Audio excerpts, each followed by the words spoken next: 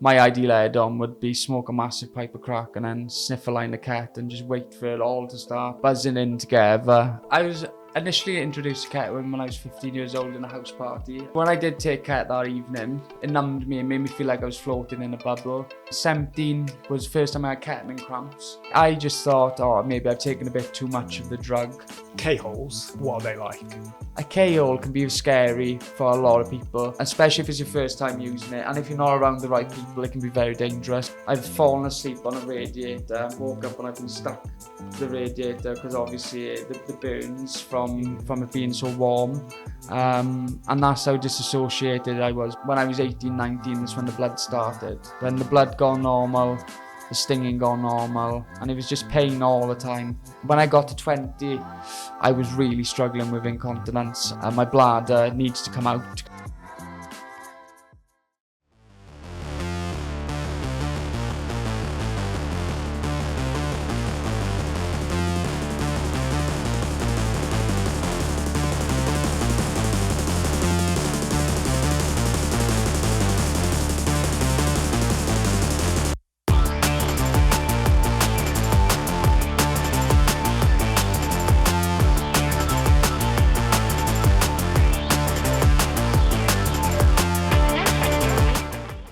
Hello, welcome to Drugs Unwrapped with myself, Rob. Today I'm delighted to be joined by Ollie, who runs Ketamine Support Wales. Ollie has previously had experiences and issues with ketamine and has not used ketamine for around 19 months now. Ollie, delighted for you to be here, mate. Yeah, how are we? Mate. Yeah, I'm really good, thank you, mate. Yeah, feeling blessed. Good. Yeah, really appreciate your time coming in today, and obviously just to talk about your experiences around ketamine. The first thing I kind of want to obviously get into straight away, if it's all right with you, is to take us back to the start. Yeah. In terms of your ketamine use. Obviously, we've talked a little bit before we started recording. But yeah, when did ketamine start to become part of your life? So I was initially introduced to ketamine when I was 15 years old in a house party. I'm 25 now, so 10 years ago. And for me, like, I'd always been a drug user from the age of 11. I'd always enjoyed being disassociated from reality, really. So when I did take ket that evening, it numbed me and made me feel like I was floating in a bubble. And at the time, it was, you'd only need to take a little bit of it. So 1 gram lasted me the whole evening, which was a winner for me. And then when I got to about 16, I started going to more house parties, which obviously I was using ket. I was taking pills, and the ket was helping from the come down from the pills. At the time as well, ket was more of an expensive drug than it is these days. So I'd probably just go halfers with my mate on a gram or two. You know what I mean? The using was very minimal to what it was at the end.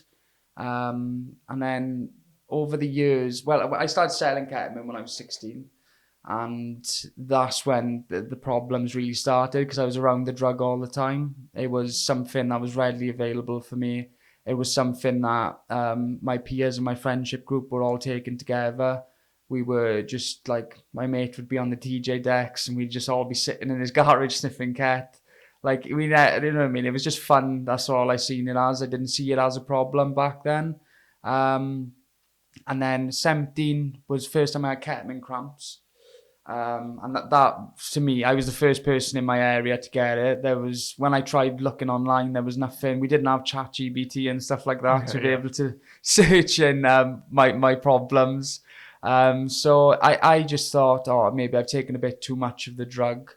I had 2 weeks off, continued using then.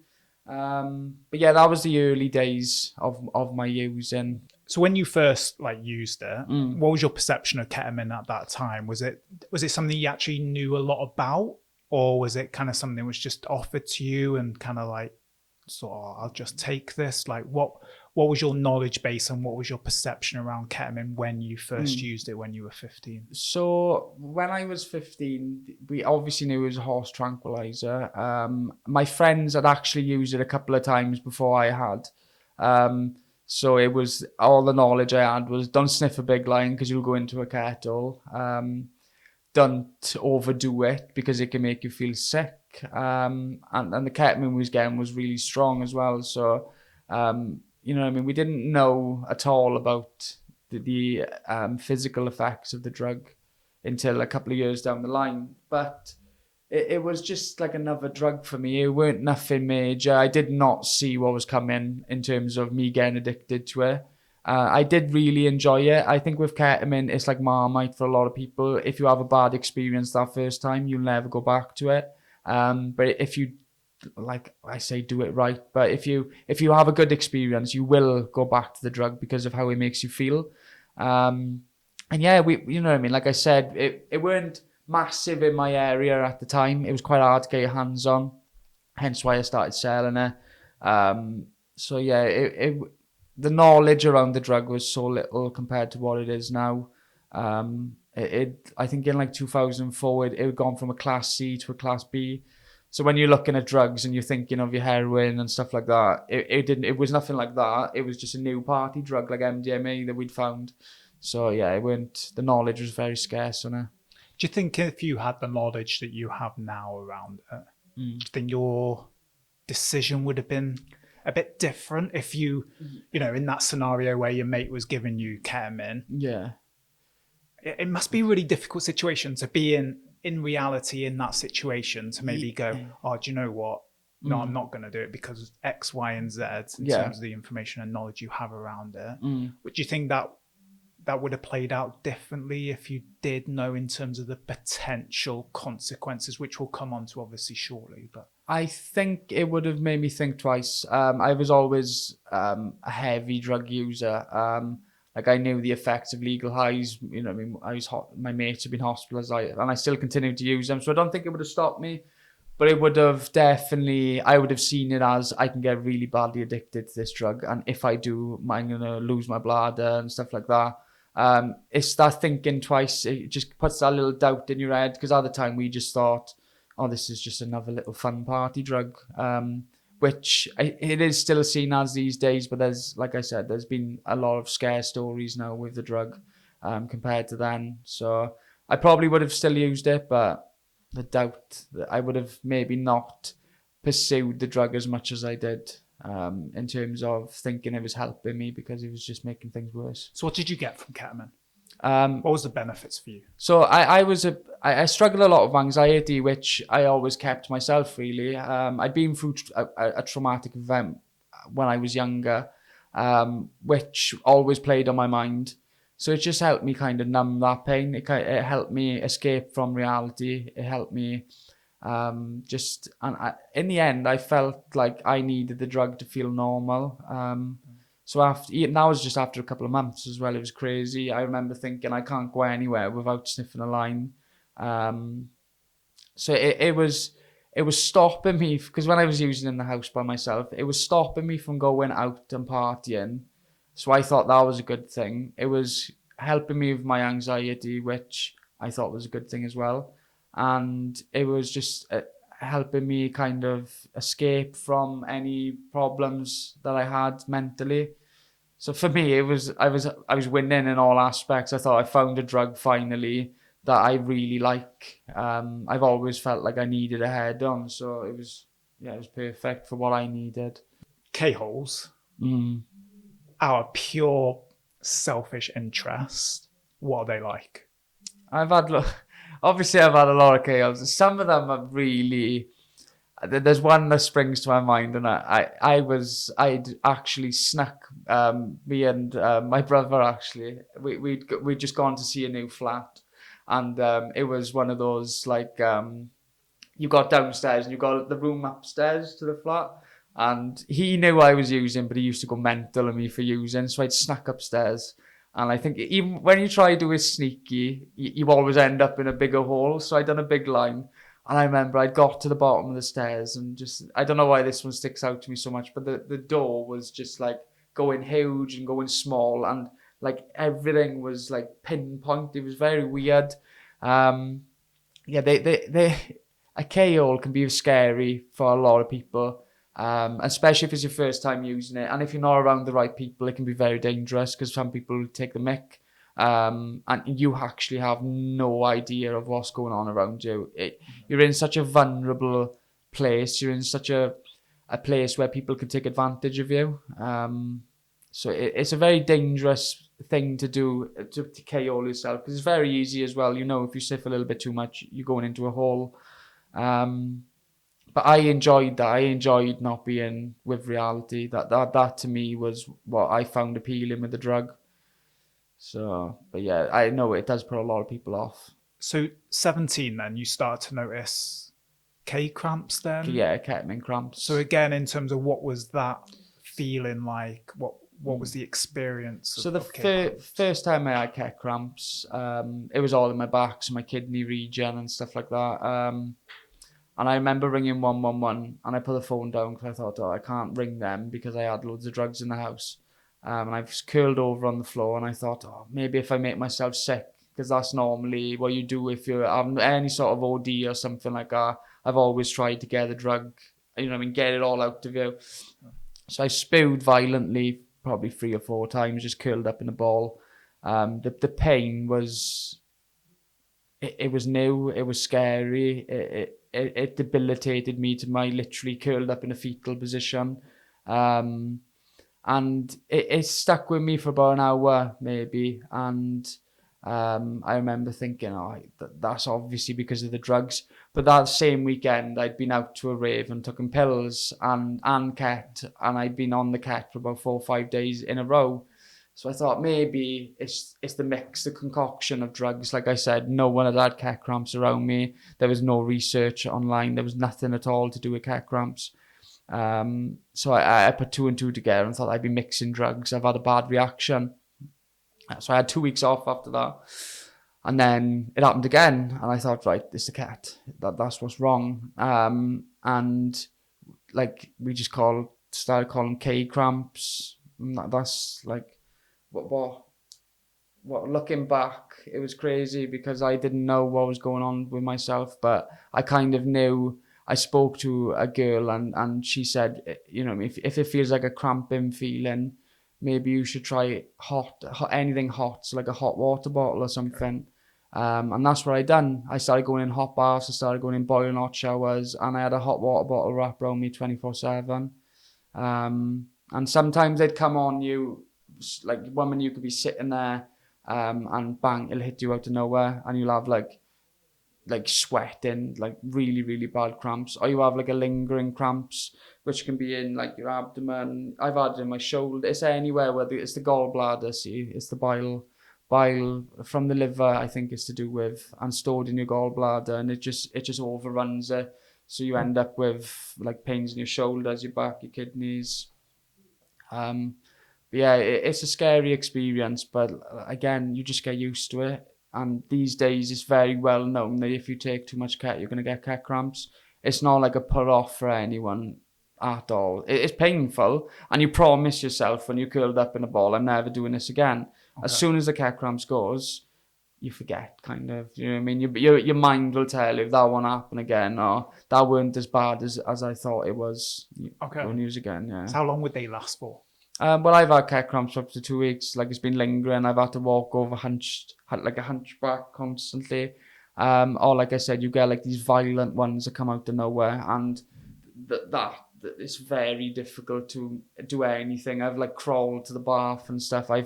I've fallen asleep on a radiator, woke up and I've been stuck to the radiator because obviously the burns from it being so warm. And that's how disassociated I was, because when I was in a cat cramp, having cat cramps, I'd sniff a massive line of cat just to KO, and hopefully I'd wake up, but I'd KO'd on the radiator. So when I'd woke up, I'd lean forward, and I just remember feeling like this, feeling stuck, but then ripping, and it taken a layer off my back. Wow. From burns. Like, it puts you, you find yourself doing things which are not normal, like, do you know what I mean? Completely. Okay. What happened then from like 17 onwards in terms of your physical kind of like health? So I carried on using, obviously, and I'd started kind of mixing cocaine and ketamine, because I liked the buzz. I liked how you'd be like flying like off it, but not be able to move. I liked that feeling. And then when I was 18, 19, that's when the blood started. And it was just a little tiny drop of blood at first. When you were peeing? When I was peeing, yeah. So, and I had found one research that was done in America. I remember reading it. It was about a girl in 2007 who was peeing blood and had K-bladder. She actually had her bladder removed. First time I'd ever heard of really bad condition from it, because normally like I'd had stinging in between and I'd had, you know what I mean, hurting to pee, but not blood. So I've gone to hospital. Nothing's been done about it. They didn't have a clue what I was on about, really. Got told to drink water and obviously stop using Ket. But looking back, I should have just stopped using. But you know, when you're addicted to something, if it was that easy, no one would be in addiction. So I just kind of carried on using. Then the blood gone normal, the stinging gone normal, and it was just pain all the time. And then I remember when I was about 20, the only thing that was helping with the pain was the ketamine. And then you're stuck in the cycle. And when you hit that point with Ket, it's a very vicious, nasty circle to be in. It's very difficult to come off because I was using heavy morphine tablets. I was using all sorts of painkillers, tramadols, like really, like not taking one or two, but taking 5, 6. And then I was having a head on off all that. Were these prescribed, or were you getting Backstreet? Yeah, Backstreet. Yeah. Like some people, you'd get like your pre-gabs and they'd sell this script and stuff, but most of it was like, you know what I mean, dodgy tablets and stuff. And when I got to 20, I was really struggling with incontinence. I was having to drive in the car, and I was the passenger, but I'd have to like pull over every 4 or 5 minutes. I remember we drove to Cardiff. I must have pulled over about 15 times just to get out on the middle of the motorway, just to pee on the side. And it'd be like the pee was getting less and less, but more frequent. Obviously, I knew if you was old, you could have nappies. Like, I knew that was a thing, but I didn't know you could just go into the supermarket and buy them. And it was my mother, actually, who come into my flat. And she just left them in my drawer. Obviously, I really didn't want to wear these things. Like, it was a bit of a reality check of what I was doing to myself. And then one day I thought, I'm just going to wear one because I had to go and do something. And I was like, if I just wear it, I haven't got to worry about the toilet. Because when you're in K addiction, you're constantly mapping routes out. If you go to a place, is there toilets nearby? Is there a place I can go for a toilet? Especially, I'm a boy, I can't imagine being a girl and having to do that. I can just pee in a lane or something normally, do you know what I mean? So I put the pad on, and from the age of 20 then, I was going through a lot of them a day. And that's another point that I can pinpoint that where I should have stopped. But I seen it as, that's my incontinence solved. You know what I mean? And I was so depressed about having to wear these things. My anxiety was playing up. So what have I always turned to? Ket. So I just turned to Ket even more. And I think at that point I was using up to like 28 grams a day, which is a lot of Ket. Like, yeah. Yeah. So when was the point then when you thought, because I know we talked beforehand about you trying to stop previously before you actually did. Yeah. So what was happening? Like, what was the point where it actually came to a head when you were like, okay, this has to now change? So I started to find recovery when I was 18, after the Ket cramps, and the stinging was bad at the time. We were having a Ket that was a synthetic Ket, and I mentioned it on TikTok before, and people are like, ketamine is synthetic. I know that, but that's what you call a new psychoactive substance that's not classed. It weren't actually ketamine. It was like a makeshift version. Yeah, so we were taking that. One of my friends died around the drug, so it was like, I was like, oh, maybe I need to stop now. Like, things are getting a bit out of hand.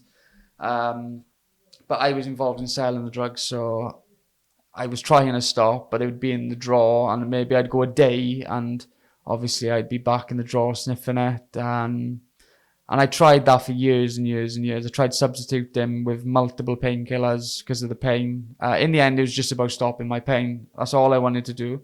And then it got to a point, it got to a head when I was 23, really. That's when I was like, I'm going to die. And my mother told me, and there was this little thing, and it makes me laugh looking back, but she told me I couldn't come up for Christmas Eve. I couldn't stay over because she couldn't have me in the house. Obviously a trust thing, and just me bringing drugs to the house so many times. And I looked at myself in the mirror, and I remember thinking, I'm big far gone there. Like, do you know what I mean? Like, if me and my mother have always had such a good relationship. So for her to tell me that I can't come up on the only time of year I was going up there was like, I had something's wrong. And that's when I really started pushing in with my sobriety. But I kept falling every couple of weeks. Well, I say a couple of weeks. I remember I went 3 weeks, but I was taking pre-gab, smoking weed. I wasn't sober, I was just substituting. And I had a massive relapse then because I was smoking crack at the time as well. So, like, my ideal head-on would be smoke a massive pipe of crack and then sniff a line of ket and just wait for it all to start buzzing in together. And I remember speaking to my mum and I was like, I feel like I'm going to die. Like, there's not much more I can take from this. My kidneys are killing all the time. My liver, I can imagine, is shot to bits. My bladder needs to come out because I already knew I needed major surgery by then. And then, yeah, I went to rehab then. What was it like being told that your bladder had to be removed? So my mother had me home in 2022. She said, look, just come home, get sober kind of thing. Worked for 10 days and then I relapsed. And I went down to have my first camera done. Obviously, I knew I'd been in pads for a long time. I was in a lot of pain. And when they put the camera inside me, his words to me was this end game that that's not going to heal by itself. We're going to do a neobladder surgery, which is cut your bowels and put a bag over your bladder. So you don't have like a bag externally. You manage to keep it all inside. Reconstructive surgery, basically. And I relapsed because I was like, oh no. I really, really thought, you never think it's going to happen to you. Like, you know what I mean? That's a lie I told myself throughout my addiction. This one happened to me. And then it did. And then I went on for 2 years after that. About a year and a half then of just insane using, just like taking it to the next level constantly. And then when I went to Leicester, I knew at that point that I'd need surgery. But then the doctor said, then if we do that operation, and they've said you're still going to be in pain, because we haven't taken the nerves out and stuff, so we're going to have to remove your bladder. So you went to Leicester for rehab then, yeah? So how long were you in rehab for? So I went to a Christian rehab and I done 5 months there, and 7 weeks was a detox and the rest was spent in the actual rehabilitation place. And yeah, and then after that, I stayed up in Leicester to have my surgery done because I'd already had my referrals done to urology and stuff because it all takes a very long time. And it weren't time that I had. Like, I couldn't keep pushing on to be sober and be in that much pain. It was so demotivating that nothing was changing. Obviously, my mental health was improving. I was managing to see more clearly. I was managing, you know what I mean, just hearing my mother's voice on the phone when she'd ring me and I'd be like, oh, you know what I mean, I'm doing good. I'm 2 months sober. And, you know what I mean, it was all motivation, but it was the fact that I was still in nappies. I was still peeing every literally 60 seconds. I weren't sleeping right. And it killed me, really, looking back, how much it was affecting my life. And then I had my op in Leicester. So 19 months sober that now, you haven't used now. How does life look now compared to even 2 years ago? Or compared to 10 years ago when you first started using Ket?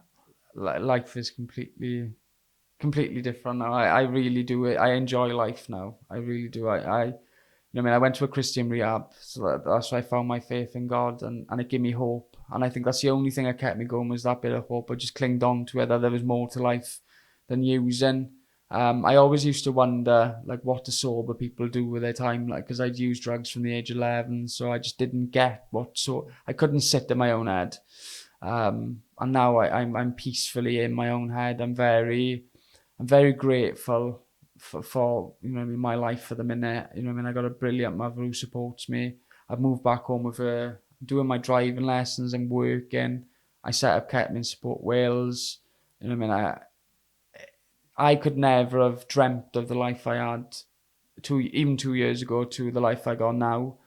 Um, and like even when I was selling drugs and I had a lot of money, you know, I wasn't happy. I was constantly trying to fill a hole. Like, and the only thing that worked for me in the end was just putting my full faith in God and accepting that I couldn't do it by myself.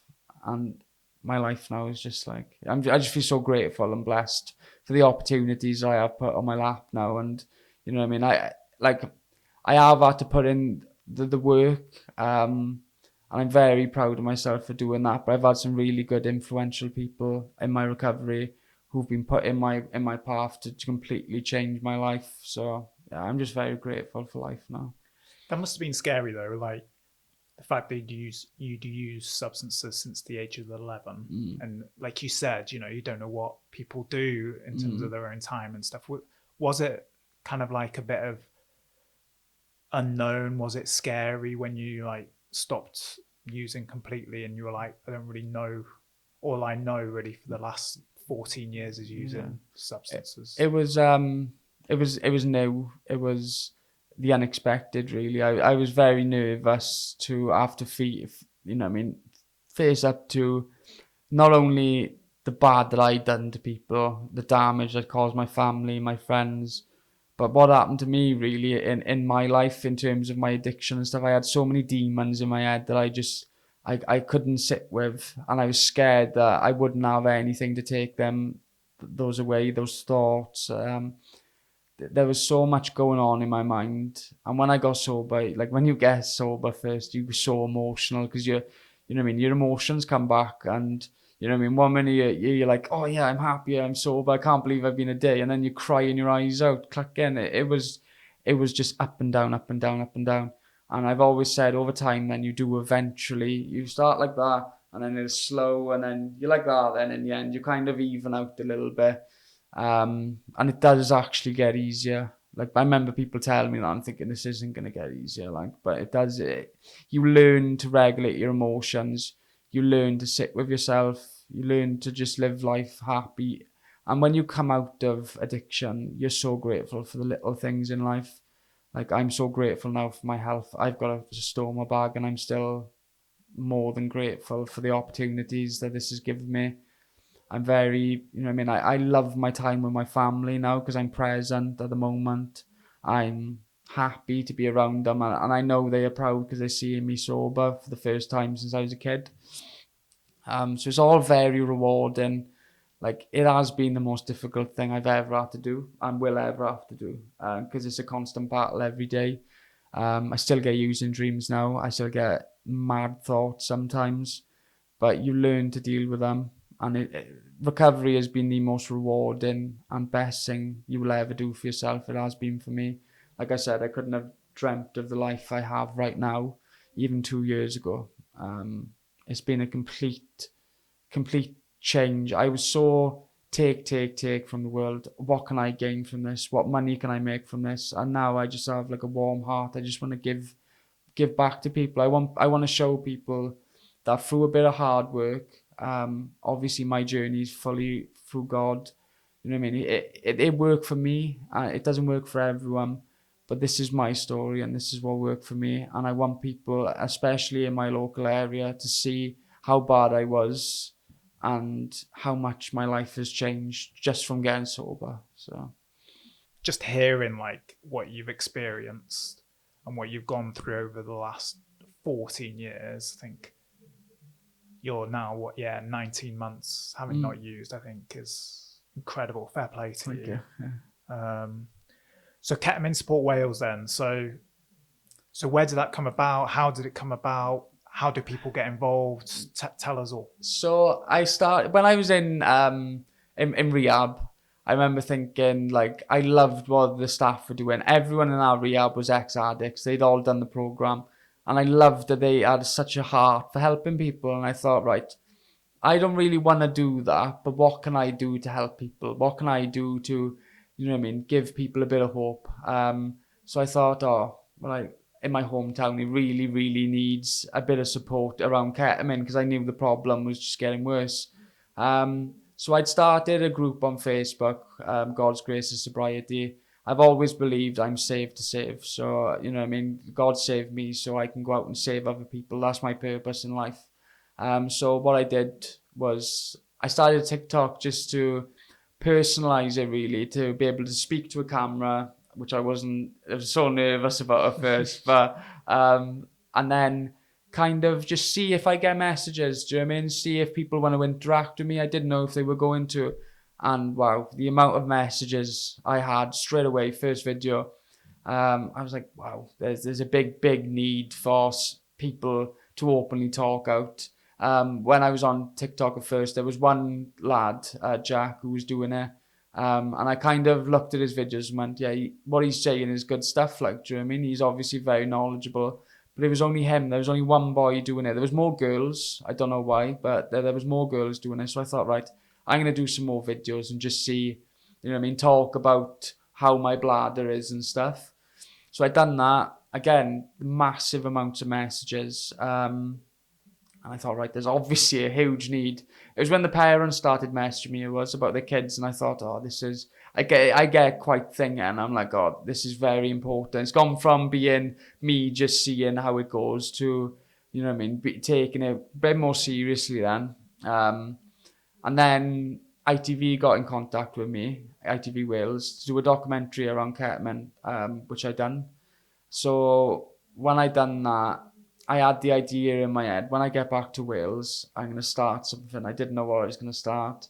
I'd always talked about it in rehab that I'm going to start something, but I just didn't know. I didn't know how to do it. I didn't have any names in my head. They weren't something. I had to get my operation out of the way first. So I'd done all that, had my operation, had my bladder removed, and come straight home.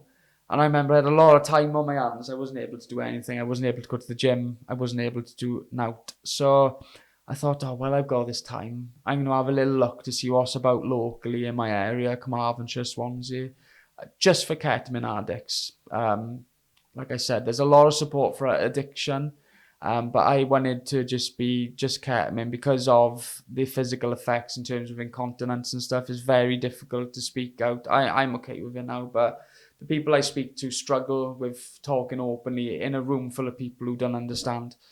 So I thought, right, so I'll start some meetings. That was the very first thing. I thought, right, I'll start some Zoom meetings. And then I come up with a name. And then I just set up a Facebook thing for it. Put traction through TikTok because I'd already been on there for like 11 months. So I thought, oh, I'll advertise on there. I'll start some meetings. And if anyone wants to come, they come, kind of thing. I was so nervous doing my first meeting because I'd never done something like that. But it went really well. You know what I mean? We was having like 6 to 8 people like bouncing back and forth. So I thought, oh, people are coming. So I just carried on. And yeah, like this year now, I'm really want to get funding and do in-person stuff. Whether it's like meetings or like pop-up like workshop thing just to show the support that we can offer. Getting into schools has been massive. Obviously with you guys, Barod, doing video things to get into the schools. I've been down to like their thing to speak to a couple of the youngsters and stuff. So it's been really good. It's been everything that I wanted to do it. I'm managing to do it. So, but yeah, I think the goal this year is to really start pushing for in-person stuff in Swansea and Neath Talbot, where I think it needs it most. And if obviously you do want to join the meetings, then it's Ketamine Support Wales on Facebook and Instagram. My TikTok is Oliver's Recovery, and all the details are constantly posted on there. Lastly, Ollie, before we just wrap up. So obviously if you've got people, whether young people, adults who are maybe thinking about using ketamine or maybe the early stages of using ketamine, what would be like your go-to advice for them? So I'm always very blunt with my advice, but I will add to it, don't use it because it is such a nasty drug. It's not the fun party drug that people make it out to be. I know it's in festivals, I know it's in raves, I've been there, I've done it, and I lied to myself and told me it wouldn't happen to me. I've lost multiple friends to ketamine addiction. I've lost my bladder. I nearly lost my life so many times don't take the risk. I'm not saying everyone who uses ketamine is going to be an addict, but I'm telling you, if you suffer with anxiety, any sort of mental health problem, you will find yourself wanting it more because it numbs those feelings, and it's a very temporary numb. You will end up taking ket to escape reality, and then you'll have to take ket to escape the ket, and you'll only understand that when it hits that point when you get so much pain and stuff. You know what I mean? If you can avoid the drug, I you know what I mean? I'm not like, enjoy your younger years. Don't spend it like I did, because I spent it in a lot of pain and a lot of agony. If you're going to experiment with it, be very mindful of the people you're around, because a KO is a place, very vulnerable place. You know what I mean? People ain't the nicest. They might do, I don't know, anything, you know what I mean, to you. And just be very aware as well that the drug is cut with all sorts these days, because it's so cheap it has to be bulked up. There's a lot of nasty things going around, like fentanyl and stuff, which, you know what I mean, they are being put in ketamine, they're being put in all drugs, and a little bit of that and you're dead. But yeah, enjoy the younger years. If you are going to experiment, just be mindful that I am the outcome, and obviously, you know what I mean, this is me, 19 months sober. I've had my bladder removed. I've just about escaped kidney failure. And my liver is just about okay. And that's a good result of my using of all those years. So just put that into perspective before you start sniffing loads of cat. Ollie, thank you very much. Thank you very much. I think in terms of what you're doing is brilliant. Thank you. Incredibly brave to kind of like share your story as detailed as you have. I know you mentioned, again, we were talking beforehand, there's a documentary on the iPlayer now. Yeah, BBC iPlayer, yeah. Which is in Welsh, but there is subtitles. It's in Welsh, but there's subtitles. It's a very good look on. They've got a dealer on there. They go to a festival. Obviously, I done 7 months of filming with them. So they've got my full journey from finding out to my appointments. They come with me to my appointments, and they actually videoed my surgery. So it's a very good insight onto if you're in recovery and you're waiting for any procedures, medical intervention, then have a look at it, because it gives an insight into what you've got to come in terms of consultations, cameras and stuff. Yeah, it's a really good watch. I struggled to watch it because it's me, but yeah, it looks really good. And yeah, thank you for your time. You're a very busy man, so I've got to let you go. Appreciate it. You've got Thank you. multiple meetings, I think, today as well, haven't you? As well as your support group later as well. But yeah, Ollie, thank you very much. Good luck with everything in the future. And to everyone else, we will see you soon. Bye-bye. If you have been affected by any of the issues discussed in today's podcast, please reach out. Barod have a free and confidential live web chat service that is available 7 days a week on our website at barod.cymru, where you can chat to a trained support worker. Alternatively, you can contact Wales's National Drug and Alcohol Helpline, Dan 24/7, either by calling 0808 808 2234 or text Dan to 81066.